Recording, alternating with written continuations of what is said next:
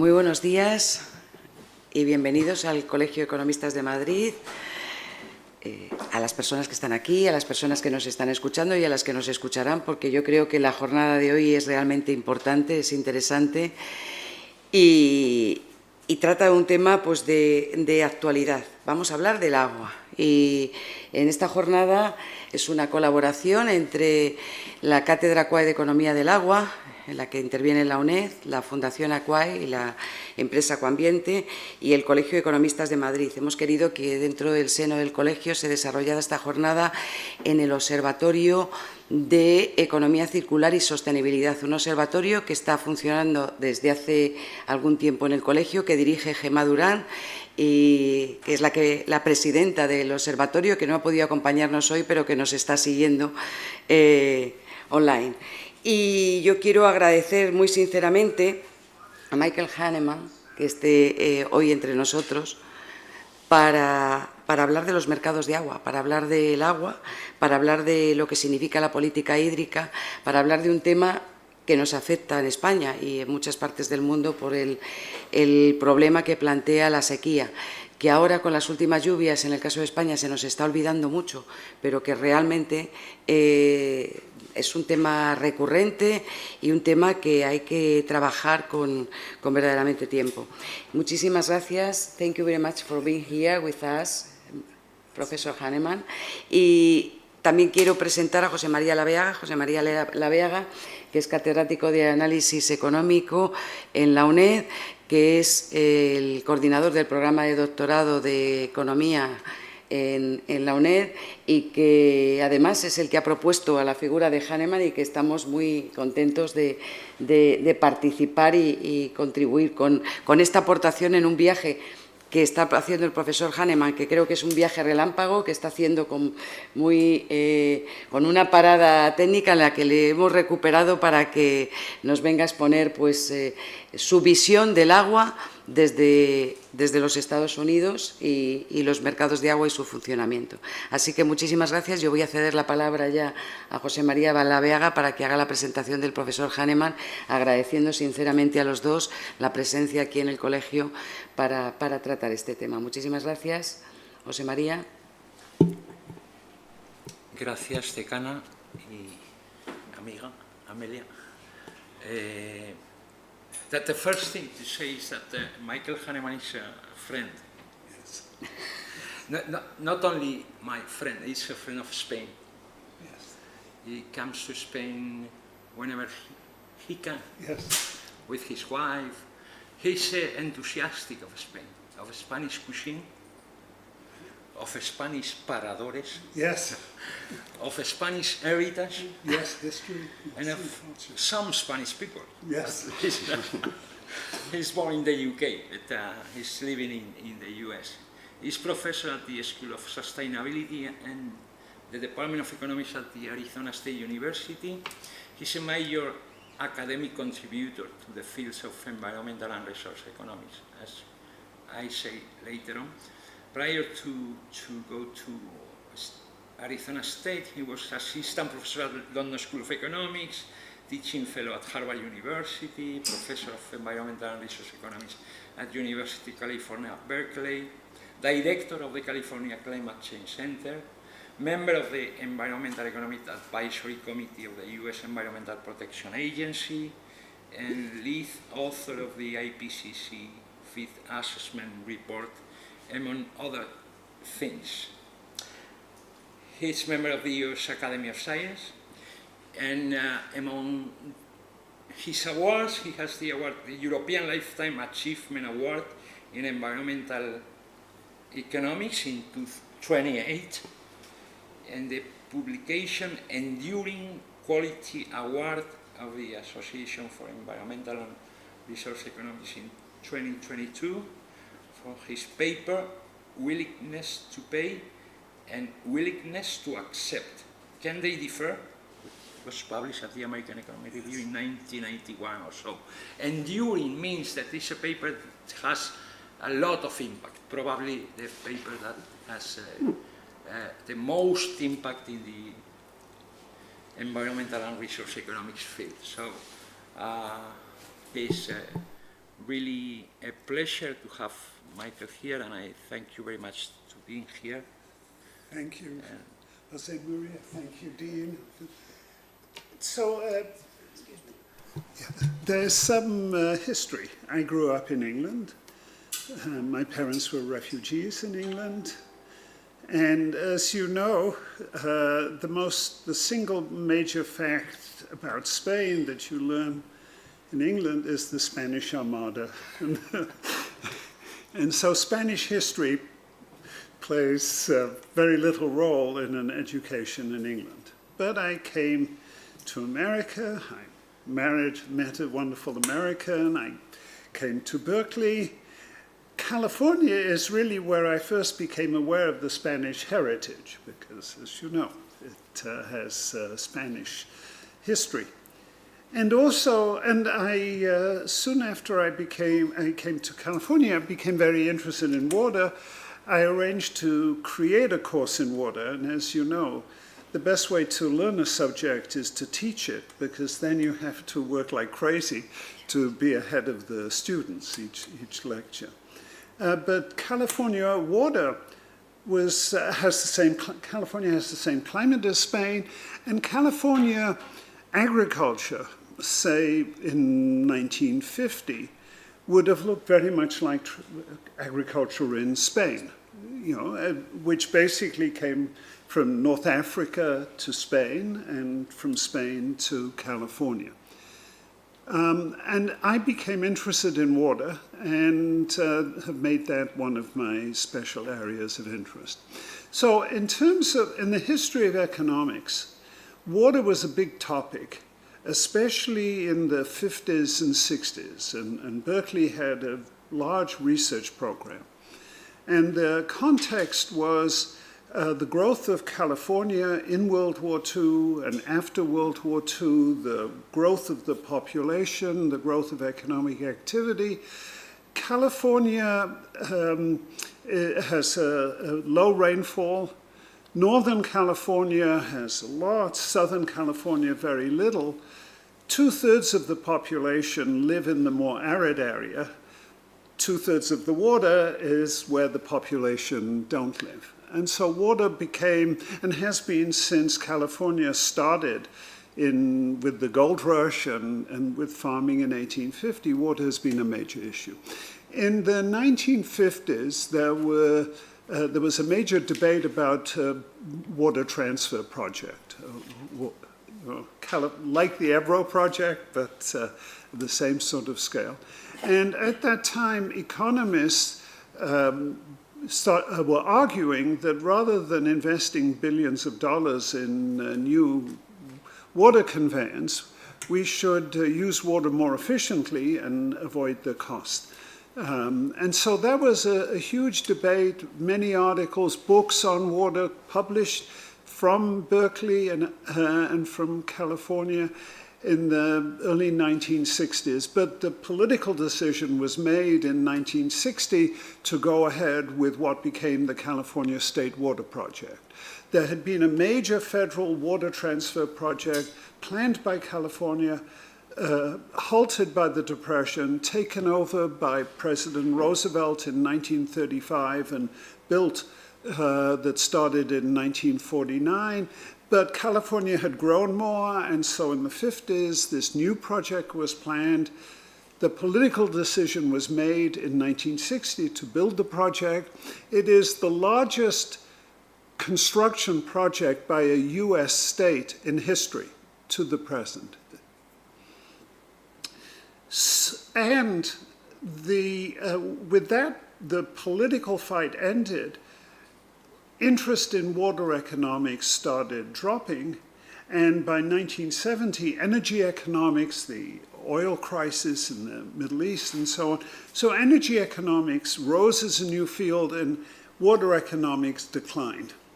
And I had the lack of foresight to become interested in water economics and to specialize in that for the last now 50 years as a graduate student and as a professor. Water economics in America has now started to come back into focus, particularly with climate change, because in California, in Spain, in other countries, the major vulnerability to climate change is disruption of the water supply system. Economists who did water, and an interest in water diminished, but continue to focus on water markets. I've been interested, I've thought about this for 40 years. In the last 4 or 5 years, I've been doing a project and collecting data which confirms many ideas that I had. I'm going to summarize the finding, and I'm not going to present equations, but I'm going to tell you the big picture results. We will have maybe 4 or 5 papers by December.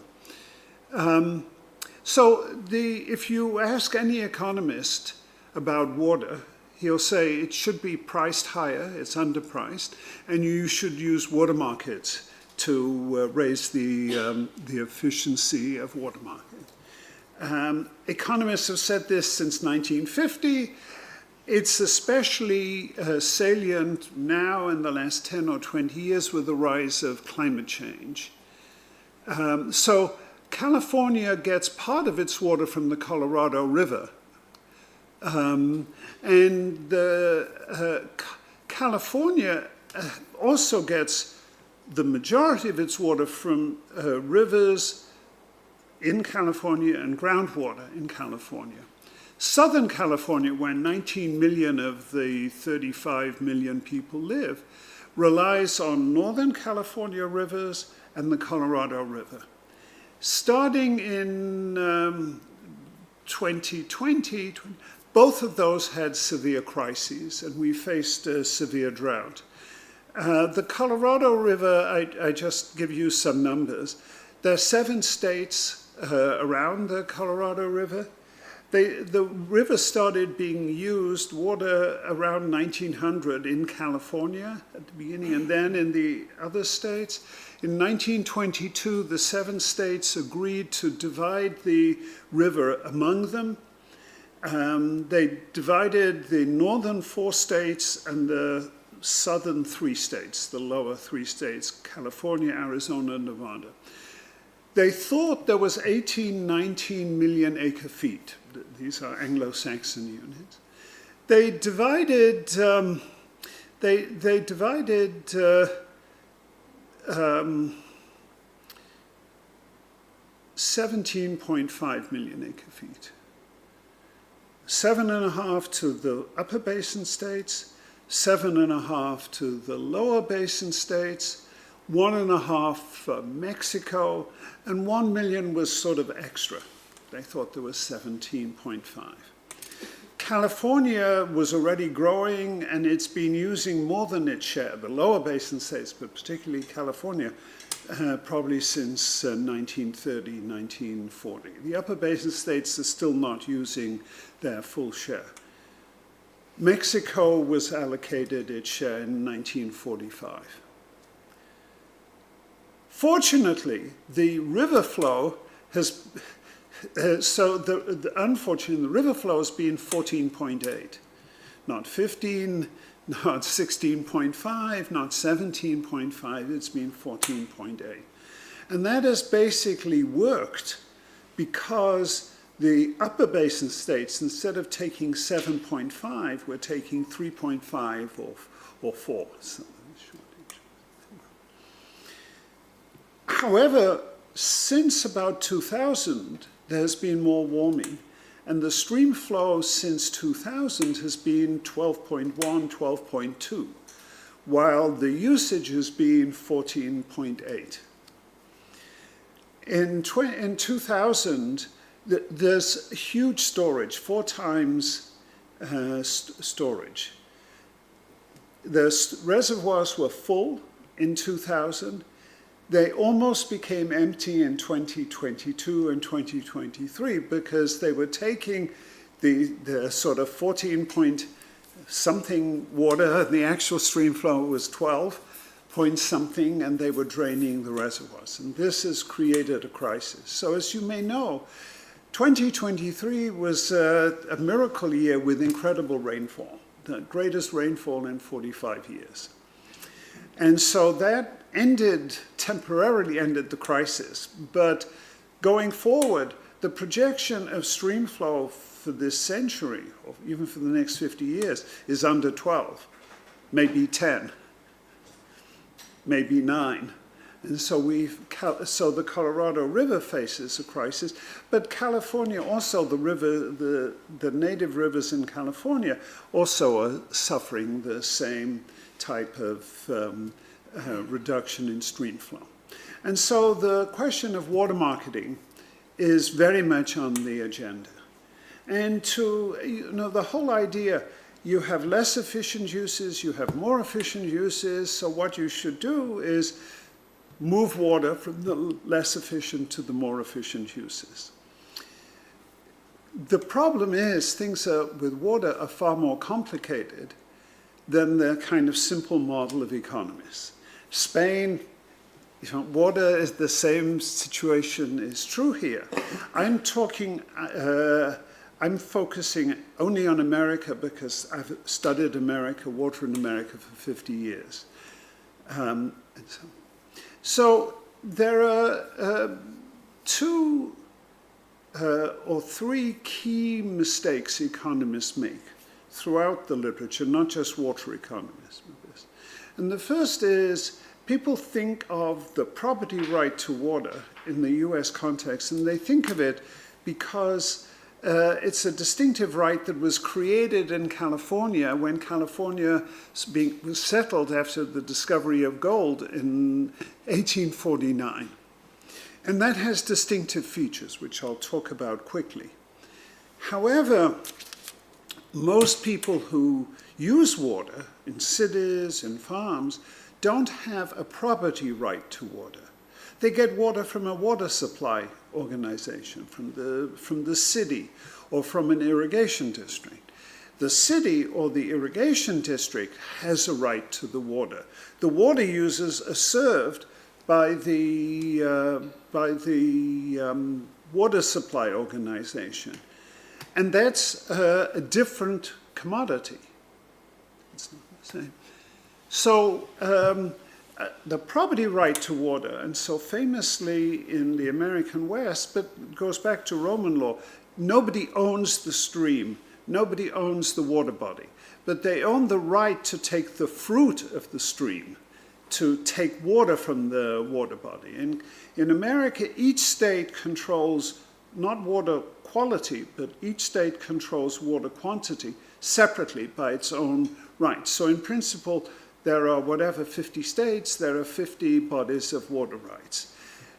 Surface water is treated differently than groundwater.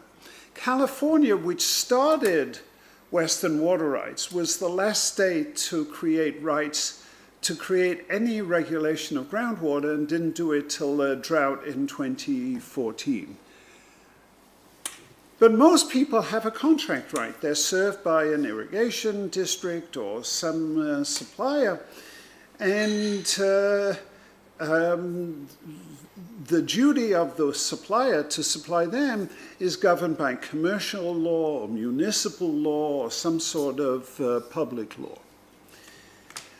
Appropriative rights, I'm going to say, started in the US. Water rights were copied from England. England is a wet place, and the water rights in England were that anybody adjacent to a stream could take water from the stream, and everybody adjacent to the stream had an equal right, whatever. In an arid area, that didn't work. You had few streams and a lot of land. The soil was fertile, you needed water. There was a lot of land not adjacent to a stream that needed water. And the result was creating a new water right. California was the first Western state, the first arid state to be settled. And in 1851, a new right was created, which goes by the technical name appropriative right. And it's a right of first possession. It was copied on the right to mining claims. The person that gets there first, the person gets there, starts taking water. writes his name on a piece of paper, attaches the piece of paper to a tree or this, recording his name, the date, and the amount of water he was taking. And if there's not enough stream flow, the senior person gets his full entitlement, and the junior people get nothing, if necessary. So it's a form of sharing system. However, none of these systems are self-enforcing. So if Jose Maria thinks I'm taking water that belongs to him, there are two things he could do. This is America, he could get a gun, he could shoot me, or this is America, we go to the court and Jose Maria sues me, and maybe in 18 months or 2 or 3 years the cause is heard, the judge knows nothing about water, and there's no administration of water. No. The water rights, appropriative water rights, have seniority. So if the original date of Jose Maria's right is older than mine, he takes water and I don't. The water has to be put to beneficial use. It can't be wasted. This is an arid area. We are trying to get as many people in a position to use water as possible. You can't use it. And related to that, and this goes back to the early days of California, there's a lot of land, very few rivers. If you want to become rich, you seize ownership of the water, and then the people who come later with land, you sell the water at high prices. And this is called the anti-speculation doctrine. This was a populist idea of getting the West settled, farmed. And so you cannot own water and not put it to use. And Colorado is the state which emphasized this most strongly. So the water must be put to beneficial use. But it must be put to use. And if you don't use it, and it varies, but let's say for 5 years in a row, you lose the right. There's also constraints on exchanging, on selling, transferring a right. And the key thing is the no injury rule. So if I divert, remember the main use of water is agriculture, we divert water. Some of the water sinks into the ground and goes to groundwater, some runs off. We're using 50% of the water we divert in conventional flood agriculture. 50% of the water evaporates or comes back to a river. If you're downstream of me, you depend on the return flow. The no injury rule says if I transfer water, I can't change the pattern of return flows and affect anybody, even a person with a junior right. The idea is to sort of preserve the status quo of stream flow. If somebody thinks, I want to sell some water to Jose Maria, you think it will affect the stream flow, you can sue me. I have the burden of proof to show that there's no impact, not you. So that creates issues. Colorado is the most legalistic state. There are water courts in each river basin. Many of the transfers are contested. It can take 2 or 3 years of litigation, that multiple steps in the litigation. It can cost $50,000 in lawyers' fees. And a second thing is this is water that somebody took in 1880, but it's now 2024. I want to sell my water right to Jose Maria. You, if you want, can object that the amount of water I'm selling was not actually being used in 1880 when the water right was created. I have the burden of proof that it was being used. There's no paper from 1880. We have to go through the court to prove that the amount of water I claim I have had since 1880 is the exact amount and not a larger quantity. these legal obstacles, you see, water is scarce. This is an arid area. We have to have proper accounting. But of course, in 1880, there was no accounting. There was no recording. There were bits of paper with made-up numbers. And so that is the impediment. So Colorado is the most extreme. California is the most sloppy. But these are issues in every Western state, with the key exception, and this is from the last 20 or 30 years. If I'm just leasing you the water for 1 year, we don't have to, you can't make these objections. So, as I said, most of the water rights are not appropriate rights. I mean, most of the water use is a contract right. People are supplied by irrigation districts or cities or whatever. Now, if you're supplied by an irrigation district, you may not actually own any water. The district owns the water. You may own land, a farm, a house. And if you sell the house or the farmland, that will be served, but you can't sell the water. I mean, the value of the water will be built into the value of the land or the house, but the water itself isn't so. There are some cases. There are private companies that supply water. Some are for-profit. There's a special type of company called a mutual, which is a not-for-profit water, where it's owned by shareholders. The shareholders divide all the costs of the company, and they divide all the water in strict proportion to their shares, and you can sell the shares. But if you are selling water from a water supply organization, including a mutual company, the directors of the company have to approve that. And very often the rule is you can only transfer water or shares within the boundaries of the service area. And so there's a lot of, there's a large agricultural area. There may be 50 or 100 separate water supply organizations, and the water can be transferred, but only within the boundaries of each supply organization.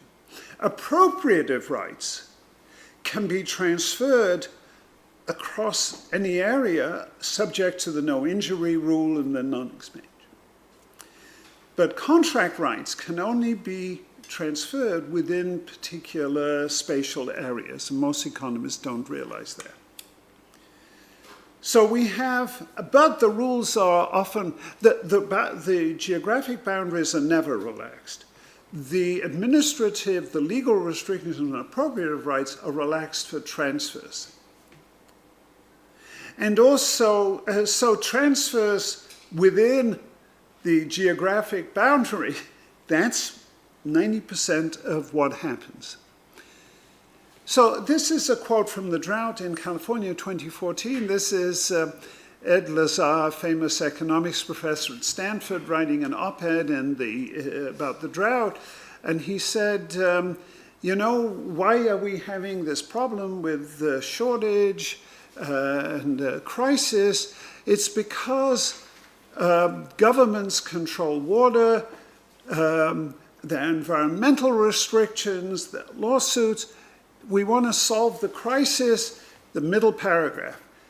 Let the owners of water rights sell the water and get rid of environmental restrictions. If you want to have water for fish, the government should buy water for fish. Have a market. That's the solution. So he was assuming that the farmers own water rights. No, there are about 10 times more water users than appropriative water rights in California. Probably for agriculture, there's 20 times more water users than owners of water rights. Most water users in agriculture, like cities, get waters from a water supply organization. And this also says California has strict laws and you can't ignore environmental impacts under California's own laws. And so what the professor is saying, and this is what most economists are basically saying, we should get rid of property rights. We should change the property rights. And my answer is, if you want to do that, be my guest, go ahead. I'm not going to stop you. But changing property rights is an incredibly difficult activity, especially for water. I think that's true in Spain, that's true in any arid area. So I, for the last 4 years now, have been studying water markets in Colorado, and I'm going to give you a quick description, and I'll take another 10 minutes, but this is where I'm finding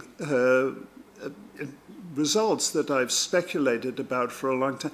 For some reason, this map didn't come out, but Colorado has 7 major river basins and 7 major water districts. Let me go on to this. Colorado, relative to the amount of water, has the most water market activity of any Western state. And the 2 main areas are north of Denver and south of Denver. The east of Colorado, east of the Rocky Mountains, in the northern part of the state and the southern. So I'm looking at the area north of Denver, which has the most water market transactions, and I've assembled a very complete set of data, not only on transactions, but on the ownership of water rights. And this is what I want to explain. And so a significant fraction comes from a federal water project, which takes the Colorado River is on the west side of the Rocky Mountains, and I'm looking at the east side. The federal government built a tunnel through the Rocky Mountains, bringing water from the west side to the east side. And this is an area that has a lot of rivers, is very fertile, but had a terrible drought in the 1930s, and this is meant to be a supplementary supply from the west side, from the Colorado River, to this area. There are appropriative rights in this area, there's a lot, and there are many water supply organizations, and a common one in Colorado is a ditch company. It's a mutual water company.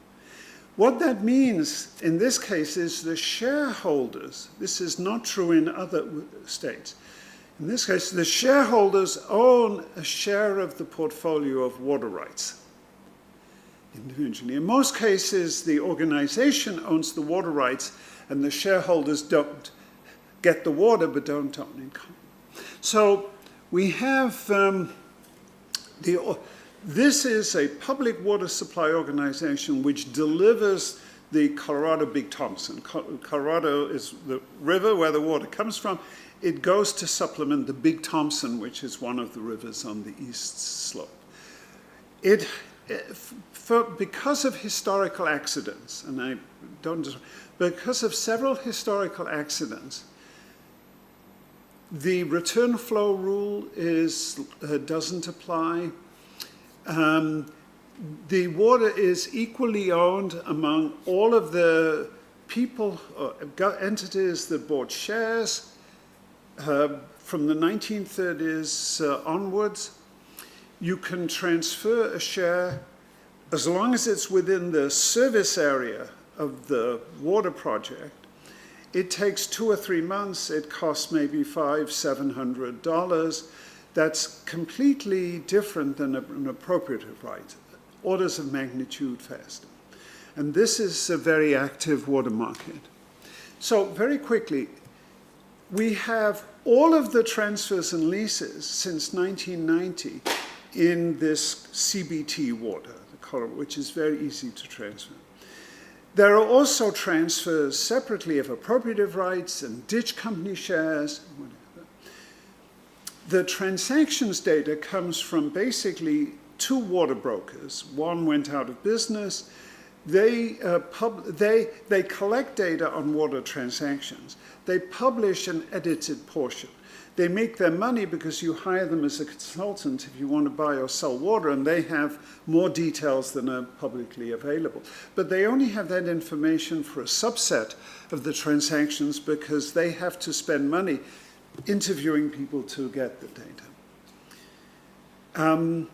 I'm going to describe our analysis of all transfers that were recorded by the water broker and all transfers that happened with CBT shares from 2008 to 1990. So with the CBT shares, only 100 people, 104 owned 310,000 acres. Now it's more like 1,300. It's a very active market. Our database over 12, 15 years, that water transactions data has maybe 550 transfers, 400 plus are CBT, the rest are mainly ditch companies and some appropriative rights. Appropriative rights have the highest transaction cost. Ditch companies have the CBT very low transaction costs, and ditch companies are sort of in between, and that affects the volume transferred. So I want to quickly show you some results. In 1960 and 1957, agriculture owned 88% of the shares. Agri-farmers, irrigation districts, whatever. It's now 28%.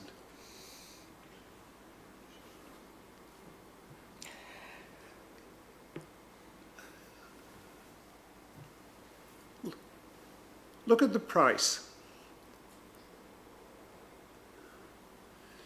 That says 60,000.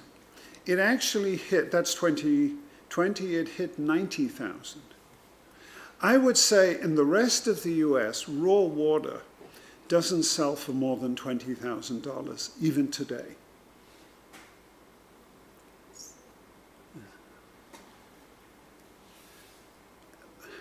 What is the correlation between the quantity sold? So as this dark blue curve drops, water is being sold. There's essentially no correlation between the price of water, the light blue line, and the drop in ownership by agriculture. That's the aggregate data, the same thing with the individual transactions data. We also look at sales of ditch company and appropriative rights. The sales, they are three separate markets. The hedonic price functions are completely separate. This is not one market. These are three separate markets. Now, the piece of information we have that nobody else in the American literature and almost nobody in the Australian, we know who owned water rights at each year. So we know who sold and who didn't. And if the transactions data says Michael Hanemann sold 10 shares to Jose, you have no idea if I owned 10 or if I owned 100. You don't know if I'm selling 100% of my holding or 10% of my holding. I do. This looks at agricultural sales from 2008 to 2020, and this shows when a transaction in agricultural seller sold, what percent of his holding did. This, about 65% are selling 100%, and actually if you have a large holding, often they sell them in separate lumps to get higher prices. So we haven't finished. We're going to look at all the sales within a 12-month period. But at least 65% of the farmers, when they sell, are selling their whole holding. Now, if you think of the economics literature, all of the economic models, I've got a farm, I've got production, I've got a production function, and I can make crops and make money selling crops, or I can sell water. That model is not what's happening. Most farmers hold on to their ownership for decades and then sell. This is actually a survival process, which we're analyzing. Why are they selling? You talk to water lawyers, death, divorce, or debt. The children, there's a death, the children don't want to farm. There's a divorce, and under Colorado law, half the assets go to the wife. Or you get a gambling debt or something, and these assets are highly liquid. And if you need to raise a lot of money, you sell. The people are farming and then essentially going out of business. They're not making marginal decisions. Should I grow corn or alfalfa, or maybe I sell 5 units? That is not the decision. That's the decision assumed by agriculture. It's not the decision being made. Why? And I mentioned all of the studies show that the vast majority of sales are leases. Of transactions are leases, not transfer. And people wonder why. Why aren't sales? So let me explain, why the hell does it matter? If you are concerned about a drought, leasing is fine. I don't have enough water. You decide you'll take a vacation this year. You won't grow crops this year. You sell to me. We're both happy. Leasing is a wonderful solution for a one-year drought, a short-term drought. Leasing is not a long-run reallocation of water from agriculture to cities or to environmental needs. Leasing is not a long-run reallocation. And what I said at the beginning is the problem we face ultimately is long-run reallocation. But I have to be using water in order to own a water right. And so the only way, if I sell 20% or 50% of my water right, I have to reduce my activity by 20 or 50%. Maybe I move elsewhere. But I can't keep using water at this location and permanently sell. Yes, you could say sell this year and buy back, but that's crazy. If I want to, it's like, why am I an economics professor and not a neuroscience professor? The salaries for neuroscience professors are much higher than for economists. But I'm trained as an economist and I can't become a neuroscientist. Well, the analog is I'm a water user. I need my water until I retire or change.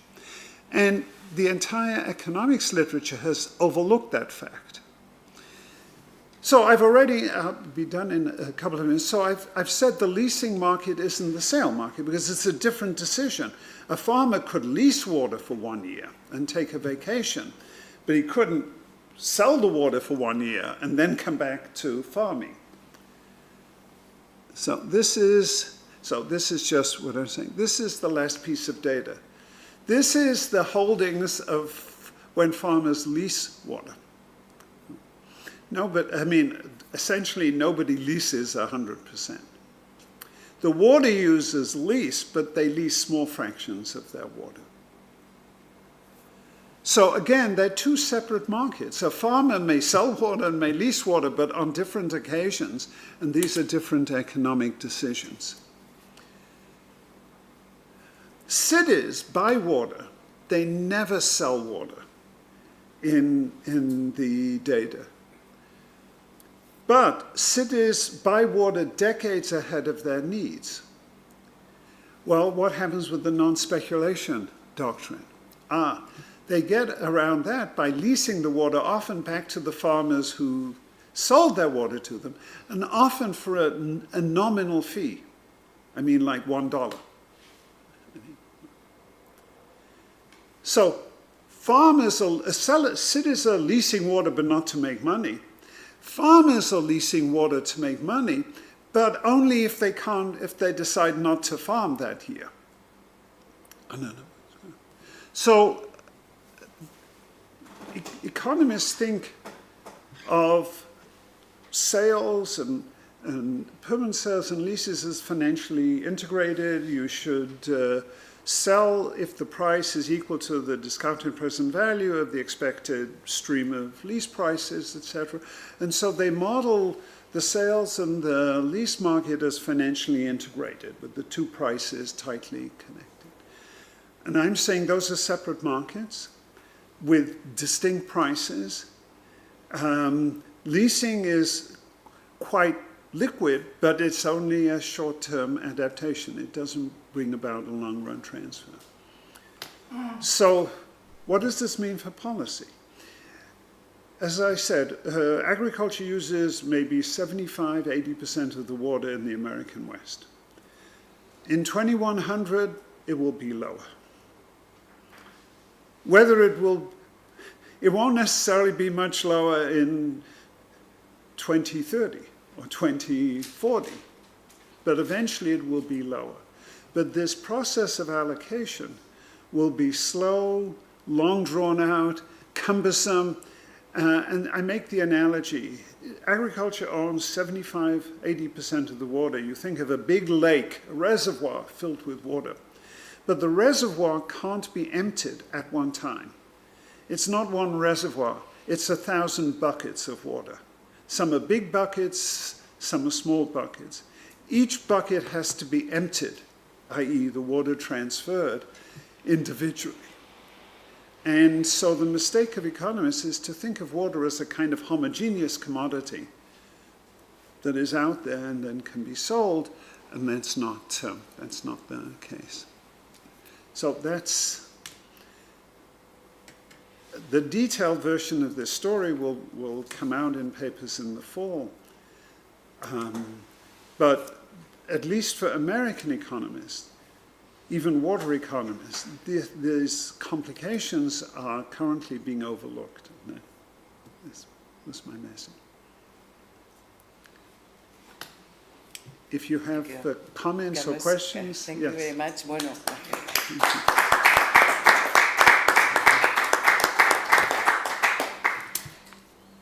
It's your turn. Thank you very much for your interest in dissertation. Thank you.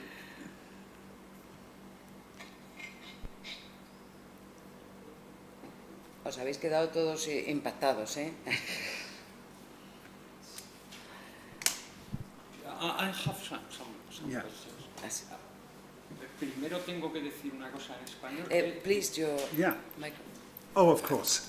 First, I have to say something. I'm saying something in Spanish. Yes, of course, please. Que él trabajó mucho tiempo para la Confederación Hidrográfica del Ebro. Sí. You were working for the Confederación Hidrográfica del Ebro for some time. Yes, yes. So I have some questions, not many. One is in these markets of water there is something, I don't know whether in the US but in Spain, which is the issue of salience for prices, because we don't know which is in some of the sectors, in the population, we don't know which is the real price, we don't know which is, even we don't know how to establish in the US efficient uses that give constraints to what you can do. That's my first. My second is, of course, you have some paper, this is not a question, this is a comment, some paper whose name is the theory of the 3 Ds, which is death, divorce, and death, I suppose. Yeah.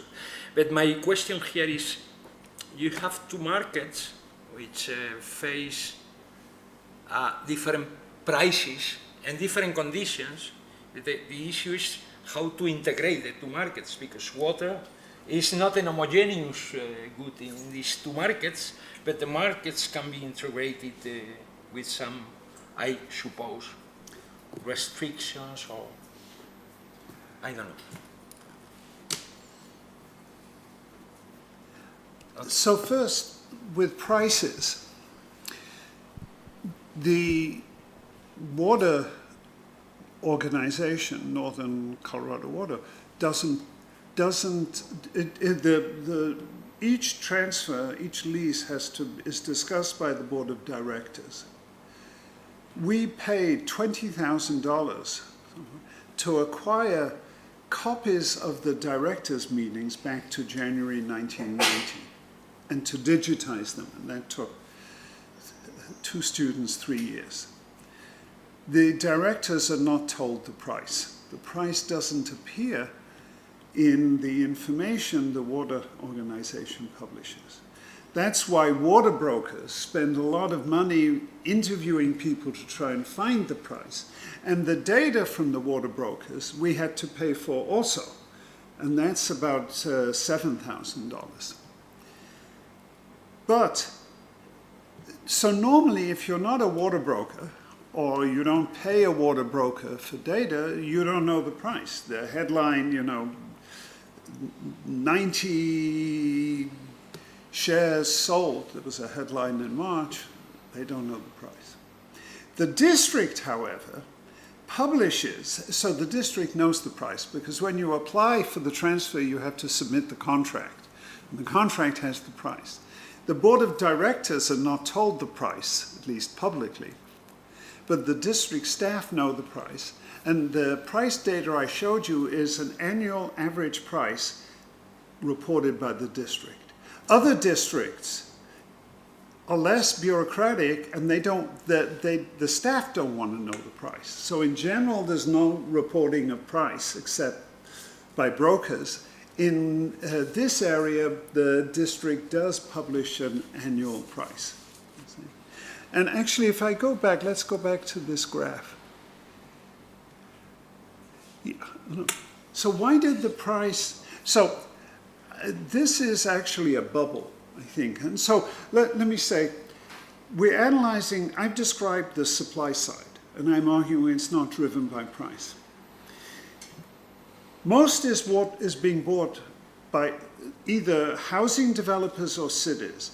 And the cities require the housing developers to give water rights to the city when a new subdivision of houses is added. So these rights are being acquired mainly by the cities. The cities never sell. But what determines the demand side of the market? Does the price affect the city's demand for water?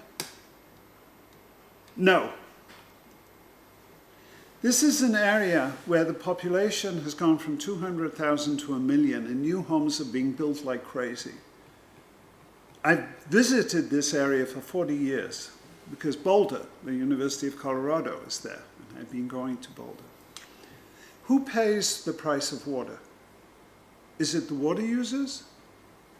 The city water users? No. It's the people who buy new homes. The water is going as part of building a new home, and the price of water is getting folded into the price of new homes. So one of the studies we're doing is looking at the housing market and the price of new homes. This particular northern Colorado water is transferred at low cost and very quickly. It was the preferred form of water for home developers. The amount of water is becoming scarce. 28% is owned by agricultural industry. It's not going to go to zero, not in the next 50 years. It may go to 20%. There still will be agriculture. The area is mainly rural area, and the houses are, distant suburbs of Denver, of Boulder.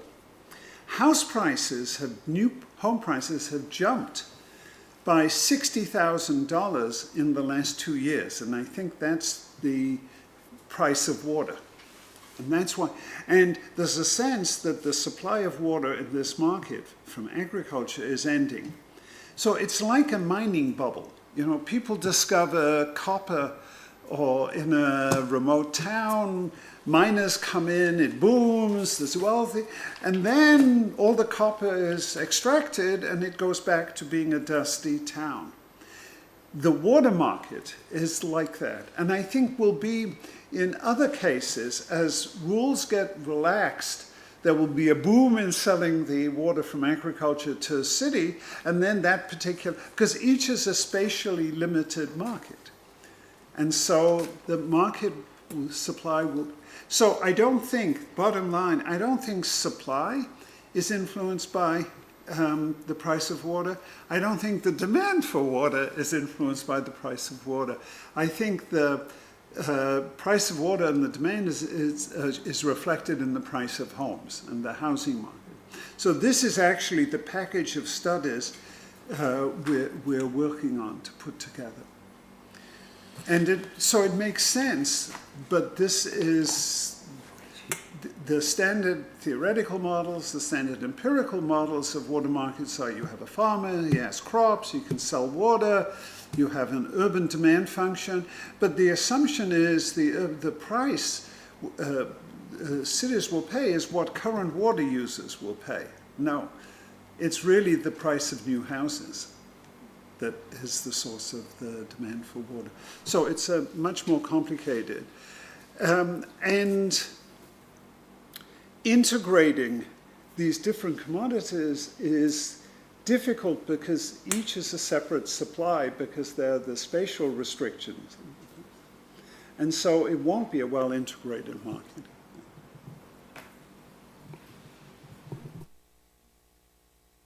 Well, I have a curiosity, perhaps not related to the conference, but thinking about circular economy, can you tell us what is the situation of the regenerated water in California, or the desalination, or in this context, no?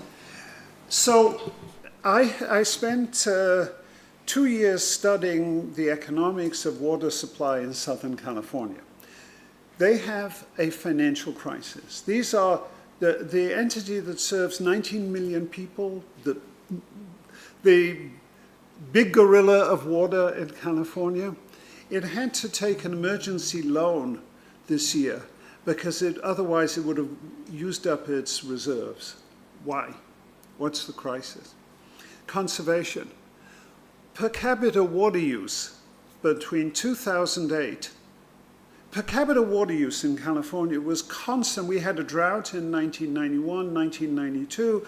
Per capita water use fell maybe 15%. It then stayed constant from, say, 1994 to 2008. Since 2008, per capita water use has fallen 40%. This is talking about conservation since 1990. We had a drought in 2008. We then had a more severe one in 2014. We had an even more severe one in 2020. Finally, conservation is happening. It's again a delayed reaction. Secondly, recycling is started. The city of San Diego is going to reduce the amount of water it takes from the wholesale supply by 50% in the next 10 years because of recycling to the standard of being drinkable. Los Angeles is starting the same project. It'll reduce the amount of water it takes by 30% because of recycling. San Diego also has a desal project which started in 2015. The desal, so the wholesale price of water is now, $1,500 an acre foot. Desal costs $2,600. 10 years from now, the price schedule is such, desal will cost $6,000 an acre foot. The desal, it's a 30-year contract, take or pay. The price is set to start low and to escalate. Desal is very expensive. Recycled water may be even more expensive than desal. It's certainly way more. The desal was planned as a supplementary supply of water in the event of drought. The desal for this San Diego County is 15% of the supply. It costs 2 times as much, maybe it'll be 4 times as much by the end of the decade, but it's only 15% of the water. It's insurance. Desal is very expensive. Agriculture, it's only for cities that want insurance. The recycling is way uneconomic as water supply, even as insurance. The recycling is done for a different reason. So America passed the water pollution law in 1972, and in the late 70s we started a big grant program to upgrade wastewater treatment plants from primary to second. billions of dollars, you could get a 95% of the construction costs subsidized. The subsidies ended in 1990. These sewage treatment plants were built in the 1980s. They're now 40 years old. The sewers are overloaded. The sewage treatment plants are overloaded. What cities are doing, they're going to recycling because it's cheaper than putting in new sewers or building the wastewater treatment plant. Because what they do is they take the liquids from the sewers and treat that. Wastewater recycling is environmentally good. It's being done to save money on the sewage side, not on the water supply. And what's happening is the water supply agencies are delivering less water suddenly. In California and Southern, this has become a crisis because of conservation and now the wastewater recycling. But water supply costs are 85% fixed costs. If you deliver, so San Diego County is delivering 40% less water, not per capita, 40% less water than in 2008. It's making less revenue. For every 1,000 acre feet of water it doesn't deliver under its existing rates, it loses $1 million of revenue. So recycling is helping, but not for water supply. And as you know, in Barcelona, the desal is very expensive, but it's a form of insurance. But the economics of urban water supply are going to become very difficult because they'll be delivering less water with all these fixed costs. And just, so water rates changed, I'd say in the 90s, from fixed charges to volumetric charges, because economists said it's efficient to have volumetric charges to give a pricing. The water utilities are now going to be killed because they rely so much on volumetric charges when you have these sudden reductions in the amount of water delivered. And last thing, economists, including me, talk about conservation. I was the state water agency's economic staff from 1985 to 1991, while a professor. I was fired in 1991 because powerful water users didn't like what I said. What they didn't like was that I said that urban water use in Southern California could fall by 16% within 25 years. And that horrified them, and so I was fired. I was working for free, so water use didn't fall by 16%. It fell by 40%. But this is wrecking the finances. So that's the larger picture of water. Thank you. Thank you. Another question, no? Questions? No? Yes, one question. You were saying that... Please, with the micro, because... So you were saying that CBT prices are not driven by supply or demand, but by housing prices unit. The demand, yeah, so let me just say this. Supply is not like a conventional market with a demand curve and a supply curve in the same. Think of it, the way I think of eBay. A seller has something, he puts it on eBay. The supply consists of intermittent arrivals of items for sale. You see what I mean? There's, with a price, but it's not a conventional supply curve. You see what? The demand is not driven by the price of water, at least the urban component. There's some agricultural buying of water rights, but it's very small. It's insignificant. So the supply is driven really by random events where some water becomes available for the market. Demand is driven in this area by the price of homes, by home building. That's the nature. So do you think there are other factors? So for example, the state of infrastructure, you were saying about the sewage system. It is well known, for example, the Orville Fairchurch Dam. Do you think that's maybe another factor affecting the CBT prices water?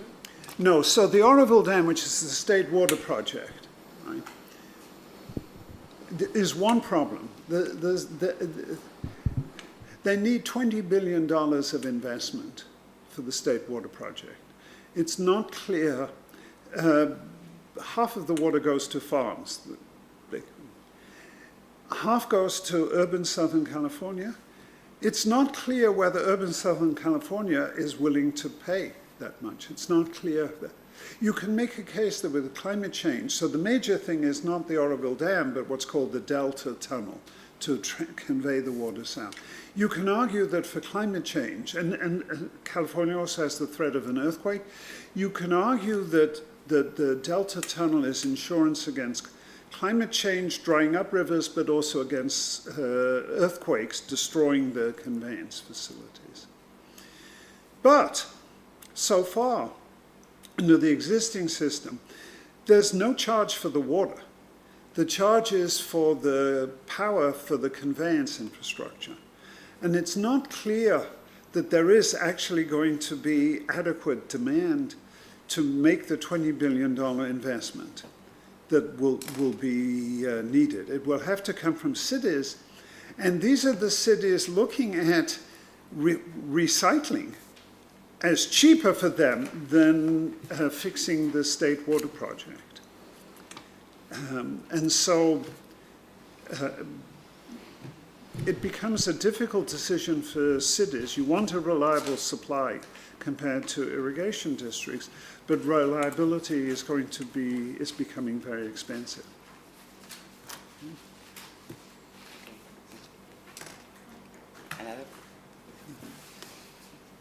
First, thank you for this very interesting presentation.